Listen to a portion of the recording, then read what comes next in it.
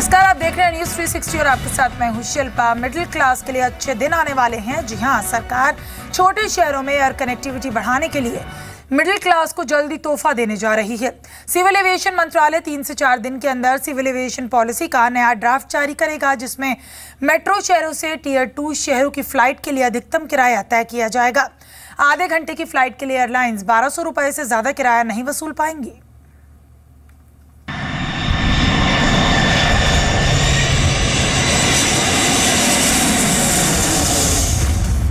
छोटे शहरों में बड़ा जैकपॉट।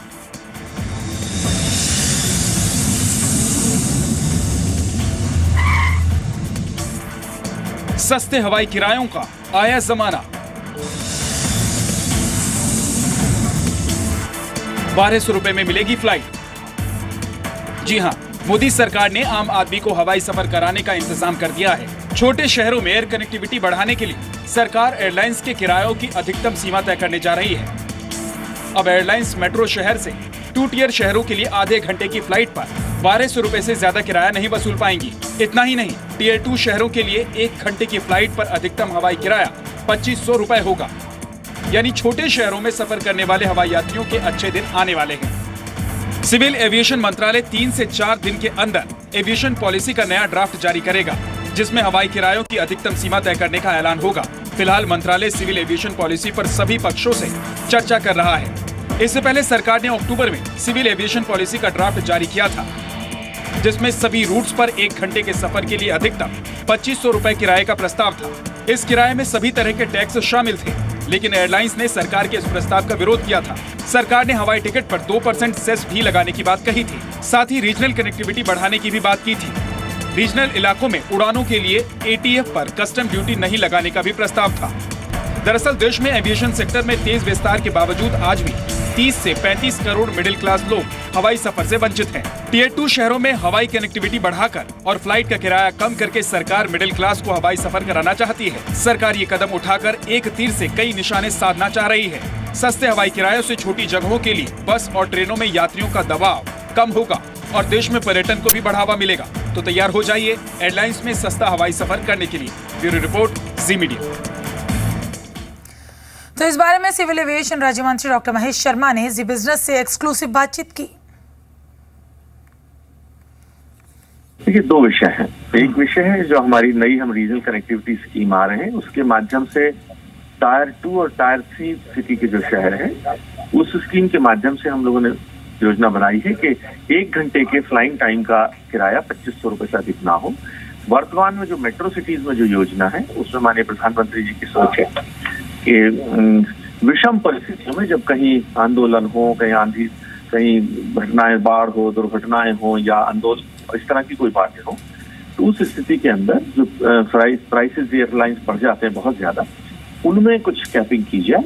और उस विषय में भारत सरकार, हमारे मंत्रालय ने संज्ञान लिया है और उसमें मुझे फैसला जो कुछ किया गया वो हम आप लोगों को बहुत जल्द ही बताएंगे। देखिए, एयरलाइंस को अपना विषय रखने का हक है पूरा, लेकिन भारत सरकार जिन विषयों पर संज्ञान लेना चाहेगी या ले सकती है, उन विषयों पर भारत सरकार अपना संज्ञान लेगी। ये कि पूरे विश्व के अंदर एयरलाइंस एक ओपन मार्केट है और प्राइस कैपिंग नहीं है, लेकिन भारत सरकार कुछ परिस्थितियों के अंदर जहां किराए बहुत ज्यादा बढ़ जाते हैं, उनका संज्ञान लेकर भारत सरकार एक फैसला करेगी। जी हाँ, 2 टियर और 3 टियर शहरों के अंदर जो हमारी रीजनल कनेक्टिविटी स्कीम हम लोग, मुझे उम्मीद है कि इस सप्ताह होने वाली बैठक, जो कैबिनेट की बैठक है, उसमें जारी कर दी जाएगी। इसमें 1 घंटे के फ्लाइंग समय का किराया 2500 रुपए होगा। टायर, ये मेट्रो सिटी के लिए नहीं होगी, टायर 2 सिटी और टायर 3 सिटीज के लिए होगी। हम प्राइस कैपिंग करेंगे, लेकिन कुछ विशेष परिस्थितियों, जैसे पिछली बार आपने देखा कहीं बाढ़ आ गई, कहीं हुआ हरियाणा के अंदर, तो किराए बहुत ज्यादा बढ़ गए।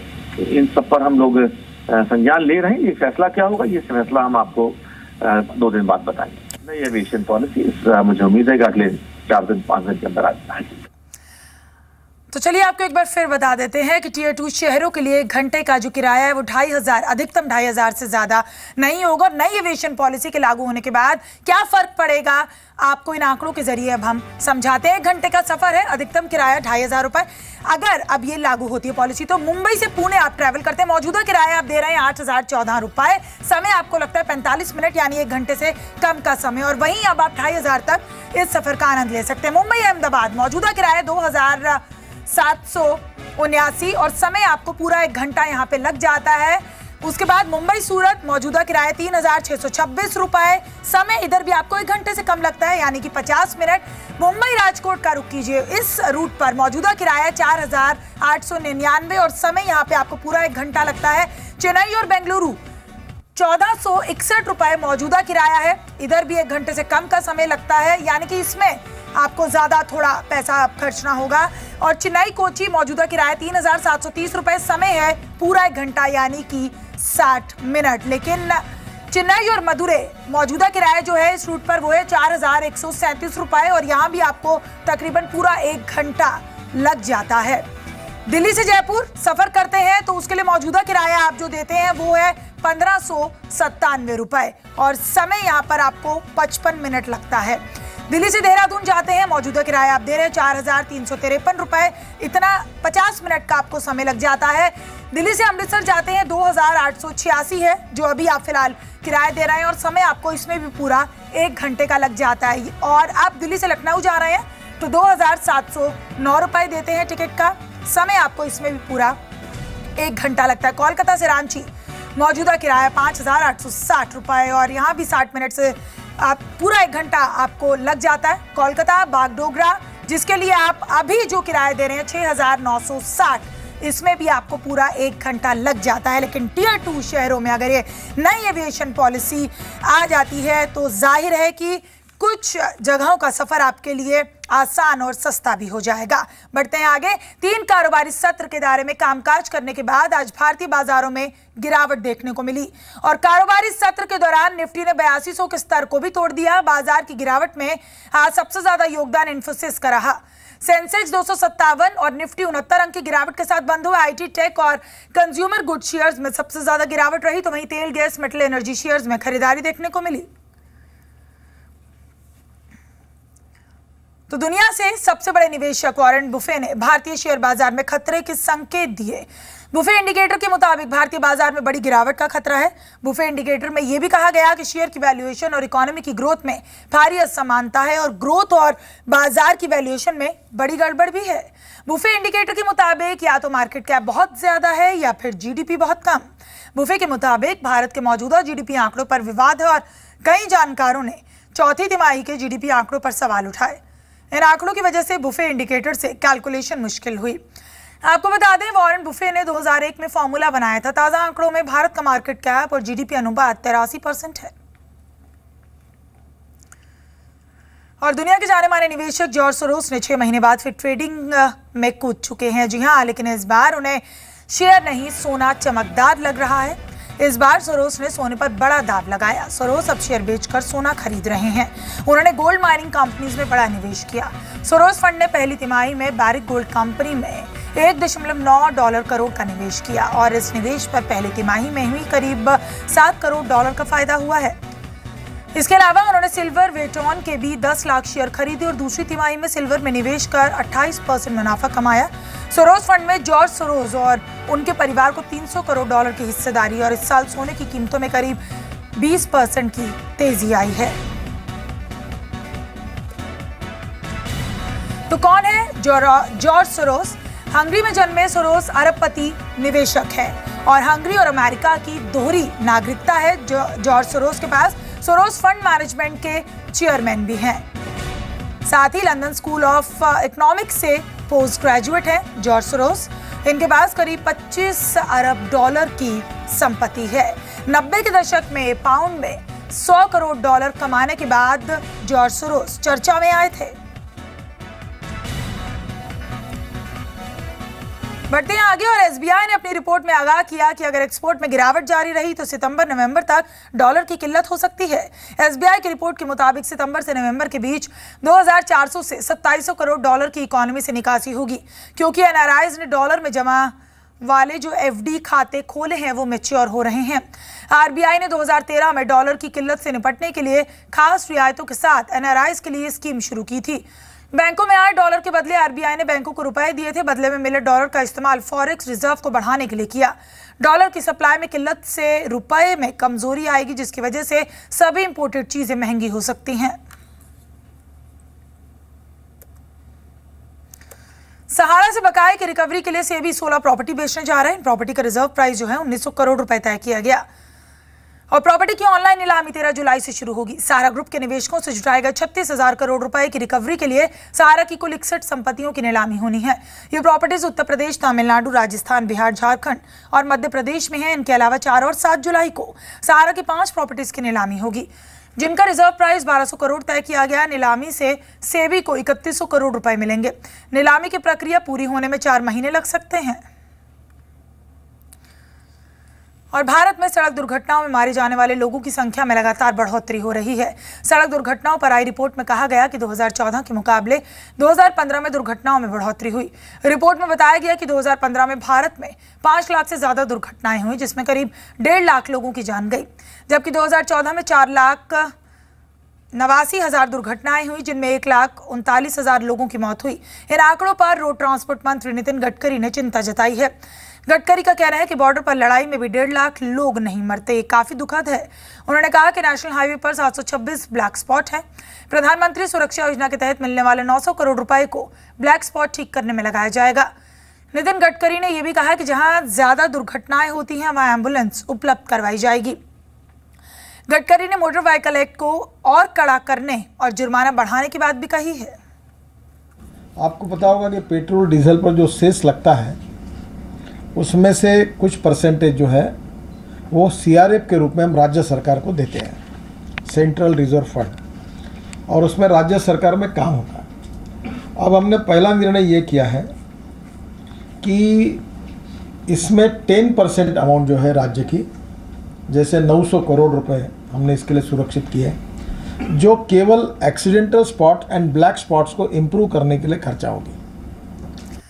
पर्ल ग्रुप की एक प्रॉपर्टी को खरीदने में एचडीएफसी बैंक ने इच्छा जताई है। दिल्ली की गोपाल दास बिल्डिंग के 6ठे और 7वें फ्लोर पर पर्ल ग्रुप के हेड ऑफिस को खरीदने में एचडीएफसी बैंक ने रुचि दिखाई। पर्ल ग्रुप पर निवेशकों का करीब 49,000 करोड़ रुपए बकाया है। पर्ल ग्रुप की प्रॉपर्टी को बेचकर निवेशकों को पैसे वापस करने के लिए सुप्रीम कोर्ट ने जस्टिस लोधा कमेटी बनाई। पर्ल ग्रुप की दिल्ली के गोपाल दास टावर की प्रॉपर्टी के अलावा नजफगढ़ की प्रॉपर्टी के निरीक्षण की तारीख भी आज तय की गई थी, लेकिन नजफगढ़ के लिए अच्छे खरीदार सामने नहीं आए। दिल्ली में पीएससीएल की प्रॉपर्टी का जायजा लिया हमारे संवाददाता संतोष कुमार ने।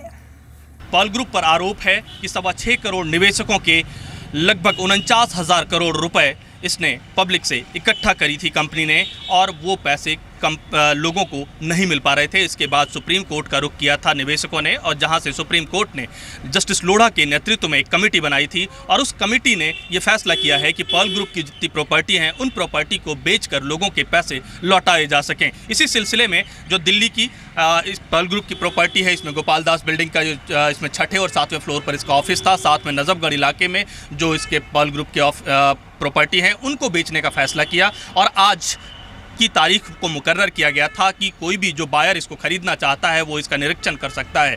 ऐसे में जो एचडीएफसी ने इसको खरीदने में रुचि दिखाई है, लेकिन नजफगढ़ इलाके में जो प्रॉपर्टी थी उसको खरीदने की रुचि कोई अच्छे खरीदार नहीं सामने आए हैं। तो अब ये देखना होगा जब ऑक्शन की प्रक्रिया शुरू होगी तो कितने रुपए इस ऑफिस के बिकने से मिल पाता है, और उन पैसों से निवेशकों के पैसे किस तरीके से लौटाए जा पाएंगे, ये देखने वाली बात होगी। कैमरा पर्सन विनायक के साथ संतोष कुमार, जी मीडिया, दिल्ली। टाटा हाउसिंग देश में वेलनेस हाउसिंग प्रोजेक्ट लेकर आई है। Company US green building council के साथ करार करके मुंबई में वेलनेस प्रोजेक्ट लॉन्च करेगी। कंपनी के एमडी एंड सीईओ ब्रोटीन बनर्जी का कहना है कि सरकार को वेलनेस प्रोजेक्ट के लिए रियायतें देनी चाहिए। ब्रोटीन बनर्जी से खास बातचीत की हमारे संवाददाता अनुराग शाह ने।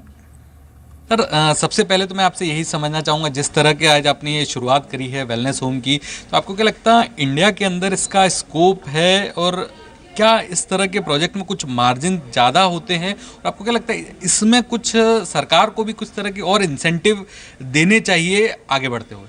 टुडे कोई भी ग्लोबल लीडर का स्पीच में देखिएगा सबसे नंबर 1 कंसर्न होता है एनवायरनमेंट के बारे में। पानी नहीं मिल रहा है, इंडिया के आप माहौल देख लीजिए, पानी पीने को नहीं मिलता है। बहुत कुछ एयर का क्वालिटी के चलते इतने आदमी लोग प्रीमेच्योर डेथ होते हैं।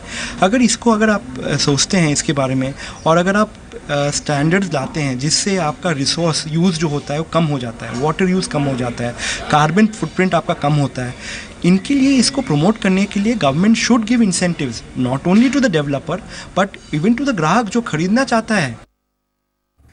7 समंदर पार अपने आईफोन के वॉइस कमांड असिस्टेंट की बदौलत एक मां ने अपनी मासूम बच्ची की समय रहते जान बचा ली। ये वाकया ऑस्ट्रेलिया के कैनबरा का है, जहां बच्ची की तबीयत बिगड़ने पर वॉइस कमांड असिस्टेंट सिरी की मदद से टाइम पर एम्बुलेंस पहुंच गई। क्या है ये पूरी कहानी, इस रिपोर्ट में देखिए।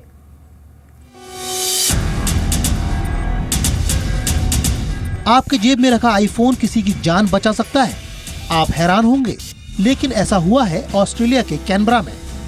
100 different things that you can ask Siri. What about Napa Valley? IPhone के वॉइस असिस्टेंट सिरी ने ऑस्ट्रेलिया की रहने वाली महिला की 1 साल की बेटी की जान बचा ली। दरअसल स्टेसी ग्लीसन अपने घर पर बेटी जियाना के साथ अकेली थी। बेटी को अचानक सांस लेने में परेशानी हुई और उसने लगभग सांस लेना बंद कर दिया। स्टेसी ने अपना आईफोन उठाया और बेटी की मदद के लिए दौड़ी, लेकिन बच्ची को संभालने के लिए फोन अनलॉक कर एक तरफ पटक दिया। जब उसे कुछ समझ नहीं आया तो उसने अपने आईफोन के वॉइस असिस्टेंट सिरी को इमरजेंसी सर्विस को बुलाने को कहा और थोड़ी देर में एम्बुलेंस आ गई और उसकी बेटी की समय रहते जान बच गई।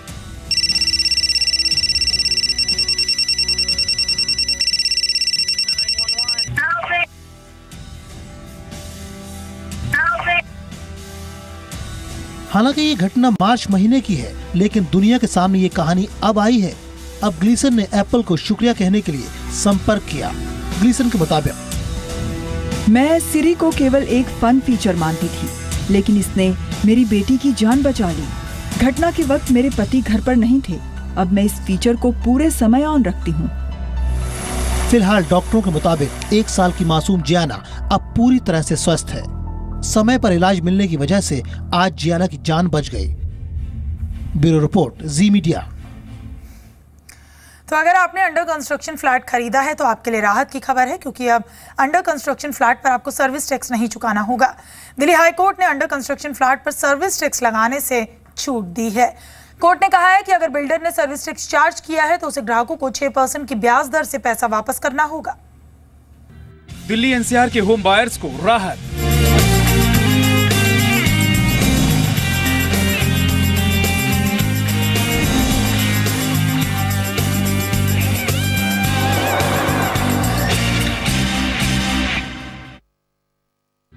दिल्ली एनसीआर के होम बायर्स को राहत। अंडर कंस्ट्रक्शन फ्लैट पर नहीं देना होगा सर्विस टैक्स।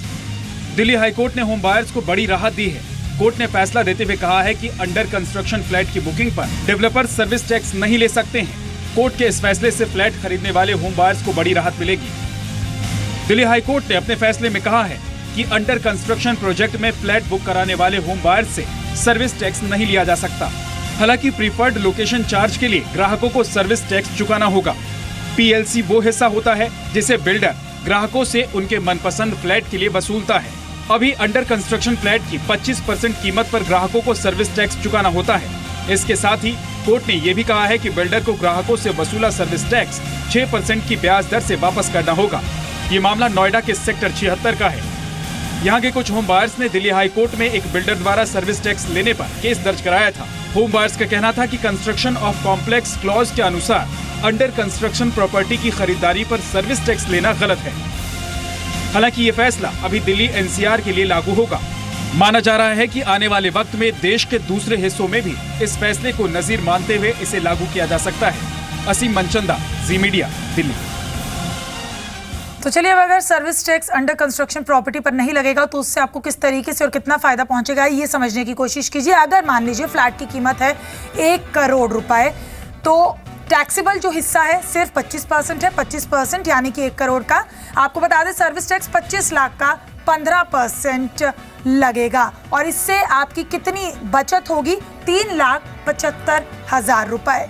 तो अगर आपको बता दें अब इस हाईकोर्ट के आदेश के बाद आप फ्लैट खरीदते हैं तो अंडर कंस्ट्रक्शन प्रॉपर्टी है तो इतनी बचत आप 1 करोड़ के मकान पर कर सकते हैं। और घर खरीदने में लागत क्या क्या आती है? एक तो है बेसिक सेलिंग प्राइस आपके मकान का और उसके बाद एडिशनल चार्जेस क्या होते हैं? कार पार्किंग का आपको अलग से पैसा देना होता है, प्रेफर्ड लोकेशन कॉस्ट है उसके लिए भी आपको अलग से पैसा देना है, क्लब मेंबरशिप अगर आप लेते हैं तो उसके लिए भी बिल्डर आपसे पैसा चार्ज करता है, पावर बैकअप 24 घंटे का आपको मिलता है आपकी सोसाइटी में, और इंटरेस्ट फ्री मेंटेनेंस सिक्योरिटी आजकल सोसाइटीज में जो होती है तो उसके लिए भी आपको अलग से पैसा देना है। इलेक्ट्रिकल कनेक्शन चार्जेस के लिए भी एडिशनल चार्जेस में ही इंक्लूडेड है और लेबर सेस जो है वो भी बिल्डर जो है होम बायर से ही वसूलता है। उसके बाद सुपर एरिया इंक्रीज चार्जेस, अगर सुपर एरिया इंक्रीज होता है तो उसके चार्जेस भी होम बायर को देने होते हैं। प्राइस एस्केलेशन चार्जेस भी इसमें शामिल है।